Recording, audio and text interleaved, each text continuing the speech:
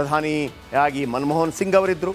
2014ರಿಂದ 2024 ತನಕ ನರೇಂದ್ರ ಮೋದಿ ಅವರಿದ್ದಾರೆ.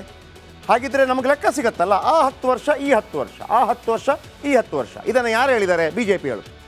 ನೋಡಿ, ನಾವು ತೋರಿಸ್ತೀವಿ ನಿಮಗೆ. ಮೋದಿ ಅವಧಿಯಲ್ಲೆಷ್ಟು, ಮನಮೋಹನ್ ಸಿಂಗ್ ಅವಧಿಯಲ್ಲೆಷ್ಟು.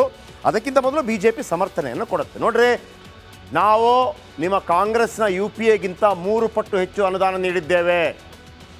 ಅಷ್ಟು ಅನುದಾನವನ್ನು ಕೊಟ್ಟಿದ್ದು ನರೇಂದ್ರ ಮೋದಿ ಅವರು. 3 ಪಟ್ಟು ಹೆಚ್ಚು ಅನುದಾನ ಕೊಟ್ಟಿದ್ದೀವಿ.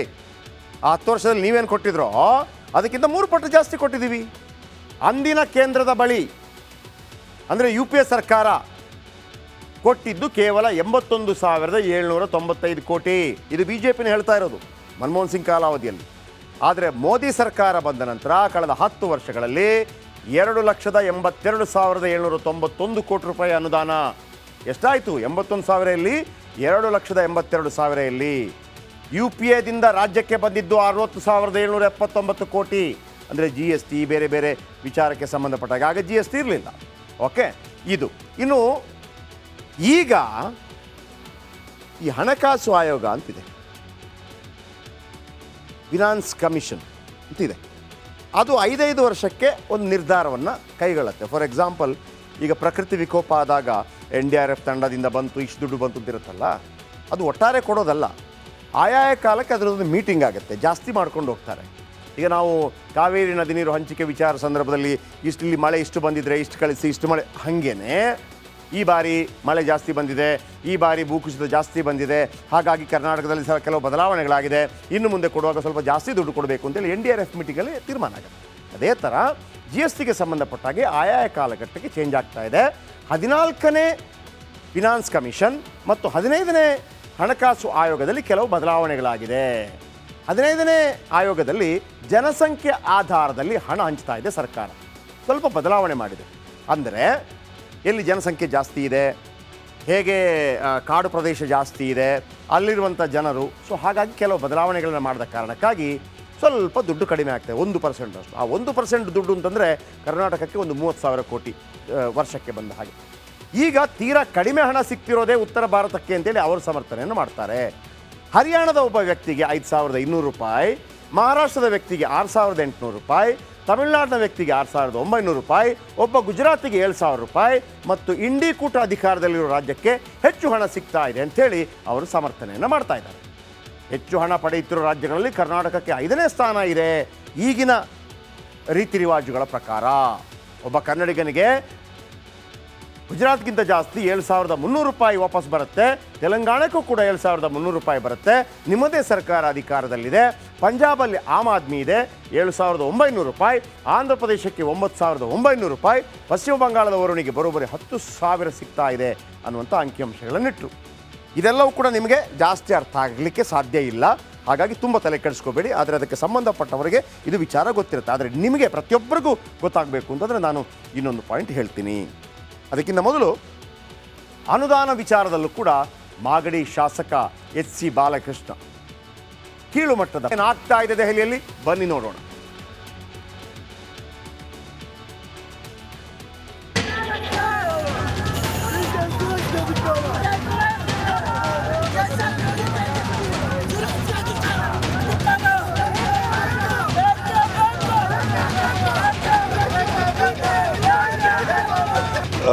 ಶ್ವೇತಪತ್ರವನ್ನು ಹೊರಡಿಸಲಿಕ್ಕೆ ಗಂಭೀರವಾಗಿ ಆಲೋಚನೆ ಮಾಡ್ತಾ ಇದ್ದೀವಿ. ಕರ್ನಾಟಕದಲ್ಲಿ ರಾಜಕೀಯ ರಂಗೇರ್ತಿದೆ. ಮುಖ್ಯಮಂತ್ರಿ ಉಪಮುಖ್ಯಮಂತ್ರಿಗಳು ಇವತ್ತು ಮೋದಿ ಸರ್ಕಾರದ ವಿರುದ್ಧ ಮುಗಿಬಿದ್ರು. ಅನ್ಯಾಯ ಅಂತ ಆಕ್ರೋಶ ಹೊರಹಾಕಿದ್ರು.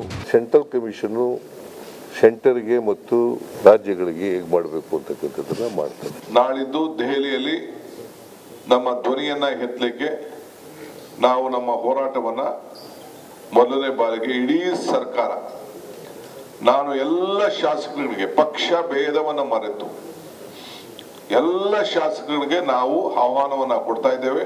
ದೇಶ ಒಡೆಯುತ್ತೇವೆ ಎಂದ DK ಸುರೇಶ್ ವಿರುದ್ಧ ಬಿಜೆಪಿ ಕಾರ್ಯಕರ್ತರು ರಾಜ್ಯಾದ್ಯಂತ ಪ್ರತಿಭಟನೆಯನ್ನ ನಡೆಸಿದ್ರು. ಸಂಸದರ ಬಂಧನಕ್ಕೆ ಆಗ್ರಹಿಸಿದ್ರು.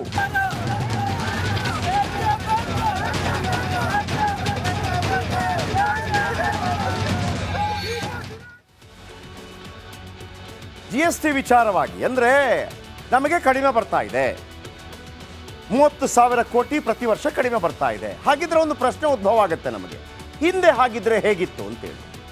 ನಾನು ಸಿ ಎಂ ಅವರ ಚಾರ್ಜ್ ಶೀಟ್ ಇವತ್ತು ಏನಿದೆ, ಸಿ ಎಂ ಅವರು ಕೇಂದ್ರದ ವಿರುದ್ಧ ಯಾವ ರೀತಿ ಆರೋಪವನ್ನು ಮಾಡಿದ್ರು ಅದನ್ನು ಹೇಳ್ತಾ ಹೋಗ್ತೀನಿ ನಿಮಗೆ. ಆನಂತರ ನಿರ್ಮಲಾ ಸೀತಾರಾಮನ್ ಏನು ಹೇಳಿದ್ರು ಹೇಳ್ತಾ ಹೋಗ್ತೀನಿ. ಈ GST ವಿಚಾರ ಈಗ ಮುನ್ನೆಲೆಗೆ ಬಂದಿದ್ದು ಯಾಕೆ ಅನ್ನೋದನ್ನು ಕೂಡ ಹೇಳ್ತೀನಿ. ಮೊದಲಿಗೆ ಮುಖ್ಯಮಂತ್ರಿ ಇವತ್ತು ಪತ್ರಿಕಾಗೋಷ್ಠಿ ಮಾಡಿದ್ರು. ಕೇಂದ್ರದ ನೀತಿಯಿಂದ ಸಾಲದ ಸುಳಿಯಲ್ಲಿ ಕರ್ನಾಟಕ. ಕೇಂದ್ರದ ನೀತಿಯಿಂದ ಏನು ಕೇಂದ್ರದ ನೀತಿ? ಈ ಹಿಂದೆ ನೀತಿ ಇರಲಿಲ್ವ? ಹಾಗಿದ್ರೆ ಹೇಳ್ತೀನಿ. ಇನ್ನು GST ಸಂಗ್ರಹದಲ್ಲಿ ರಾಜ್ಯಕ್ಕೆ ಸಿಗ್ತಾ ಇರೋದು 52% ಮಾತ್ರ. 52%ರಷ್ಟು 52% ಮಾತ್ರ. ರಾಜ್ಯದಿಂದ 4,30,000 ಕೋಟಿ ರೂಪಾಯಿ ತೆರಿಗೆ ವಸೂಲಿ ಆಗ್ತಾ ಇದೆ. ಅದರಲ್ಲಿ ವಾಪಸ್ ಬರ್ತಾ ಇರೋದು 52% ಅನ್ನುವಂಥ ರೀತಿಯಲ್ಲಿ ಮಾತನಾಡಿದ್ದಾರೆ. ಅಂದರೆ ನಾವು 100 ರೂಪಾಯಿ ತೆರಿಗೆ ಕೊಟ್ಟರೆ ಕೇಂದ್ರಕ್ಕೆ ನಮಗೆ ವಾಪಸ್ ಬರೋದು 12 ರೂಪಾಯಿ ಅಂತ ಮುಖ್ಯಮಂತ್ರಿ ಹೇಳಿದ್ದು. ಆದರೆ ಕರೆಕ್ಟಾದ ಲೆಕ್ಕ ಪ್ರಕಾರ 13 ರೂಪಾಯಿ 90 ಪೈಸೆ ಬರುತ್ತೆ.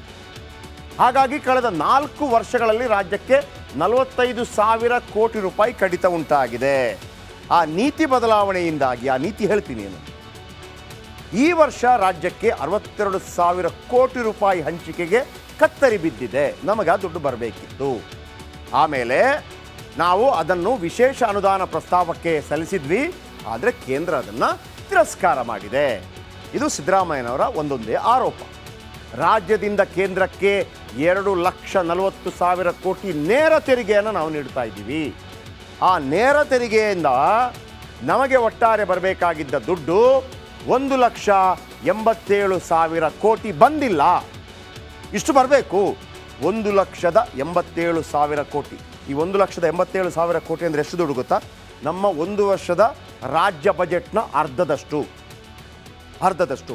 ಈಗ ಈ ವಿಚಾರವನ್ನು ಕಾಂಗ್ರೆಸ್ ಸರ್ಕಾರ ಜನರ ಮುಂದಿಟ್ಟಿತ್ತು. ಆಮೇಲೆ ಈ ಮಾತುಗಳಾಗ್ತಾ ಇರಬೇಕಂದ್ರೆ ರಾಜಕೀಯ ಚಟುವಟಿಕೆಗಳು ನಡೆದು ವಾದ ವಿವಾದ, ಪ್ರತಿವಾದ, ಟೀಕೆ, ಟಿಪ್ಪಣಿ ವಗೇರೆ ವಗೇರೆ. ಈ ನಡುವೆ ಶ್ವೇತಪತ್ರ ಹೊರಡಿಸುವಂತೆ ಸಿದ್ದರಾಮಯ್ಯ ಅವರಿಗೆ BJP ಸವಾಲು ಹಾಕಿದೆ. ಶ್ವೇತಪತ್ರ ಹೊರಡಿಸಿ. ಶ್ವೇತಪತ್ರ ಅಂತಂದರೆ ಇನ್ ಡಿಟೇಲ್ ಆಗಿ ಒಂದು ಮಾಹಿತಿಗಳನ್ನು ಕೊಡೋದು. ಶ್ವೇತಪತ್ರ, ವೈಟ್ ಪೇಪರ್. ಆ ಬಿಳಿ ಪೇಪರಲ್ಲಿ ಬರ್ಕೊಡ್ರಪ್ಪ ಅಂತ ಕೇಳ್ತೀವಲ್ಲ, ಹಂಗೆ. ಕನ್ವಿನ್ಸ್ ಮಾಡೋಕೆ ಆಗದಿದ್ದರೆ ಸಿದ್ದರಾಮಯ್ಯ ಕನ್ಫ್ಯೂಸ್ ಮಾಡ್ತಾರೆ. ಅಂದರೆ ಅರ್ಥ ಮಾಡೋಕೆ ಸಾಧ್ಯವಿಲ್ಲದರೆ ಯಾರಿಗಾದರೂ ಒಂದು ವಿಚಾರವನ್ನು ಅರ್ಥ ಮಾಡಬೇಕು. ಅರ್ಥ ಮಾಡದೇ ಇದ್ದರೆ ಮುಂದಿನ ಪ್ರಶ್ನೆ ಕೇಳ್ದಂಗೆ ಆ ಥರನ ಏನೇನೋ ಹೇಳಿಬಿಟ್ಟು ಕನ್ಫ್ಯೂಸ್ ಮಾಡೋದು ಅಂತ. ಅದನ್ನು ಮಾಜಿ ಸಚಿವ CT ರವಿ ಆರೋಪಿಸಿದ್ದಾರೆ ಸಿದ್ದರಾಮಯ್ಯನವರ ವಿರುದ್ಧ. ಕಿಡಿಕಾರಿದ್ರು ಸಿದ್ದರಾಮಯ್ಯನವರ ವಿರುದ್ಧ. ತಮ್ಮ ವೈಫಲ್ಯ ಮುಚ್ಚಿಕೊಳ್ಳಲು ಕೇಂದ್ರದ ಮೇಲೆ ಗೂಬೆ ಕೂರಿಸ್ತಾ ಇದ್ದಾರೆ, ಸುಳ್ಳು ಹೇಳ್ತಾ ಇದ್ದಾರೆ ಅಂತ BJP ರಾಜ್ಯಾಧ್ಯಕ್ಷ ವಿಜೇಂದ್ರ ಕೂಡ ರಾಜ್ಯ ಸರ್ಕಾರದ ವಿರುದ್ಧ ಮತ್ತು ಸಿದ್ದರಾಮಯ್ಯ ವಿರುದ್ಧ ಕಿಡಿಕಾರಿದ್ರು. ಈ ಇಬ್ಬರು ನಾಯಕರು ಏನು ಹೇಳಿದ್ರು ಕೇಳಿಸ್ಕೊಳ್ಳೋಣ ಬನ್ನಿ. ನಾನು ಅವರಿಗೆ ಭಾಳ ಸಿಂಪಲ್ ಆಗಿ ಕೇಳ್ತೀನಿ, ನೀವೊಂದು ಶ್ವೇತಪತ್ರ ಹೊರಡಿಸಿ. 2004ರಿಂದ 2014ರವರೆಗೆ ಮನಮೋಹನ್ ಸಿಂಗ್ ಅವರ ಸರ್ಕಾರ ರಾಜ್ಯಕ್ಕೆ ಕೊಟ್ಟಂಥ ತೆರಿಗೆ ಪಾಲು ಹಣ ಎಷ್ಟು? 38,000 ಕೋಟಿ ಟಾರ್ಗೆಟನ್ನು ಇಟ್ಕೊಂಡಿದ್ರು. ಡಿಸೆಂಬರ್ ಅಂತ್ಯಕ್ಕೆ ಒಟ್ಟು ರಾಜಸ್ವ ಸ್ವೀಕೃತ ಎಷ್ಟು ಸಂಗ್ರಹ ಆಗಿದೆ ಅಂತ ಹೇಳಿದರೆ 1,61,000 ಕೋಟಿ ಮಾತ್ರ ಆಗಿರ್ತಕ್ಕಂಥದ್ದು. 1,61,000 ಕೋಟಿ ಮಾತ್ರ ಆಗಿರ್ತಕ್ಕಂಥದ್ದು.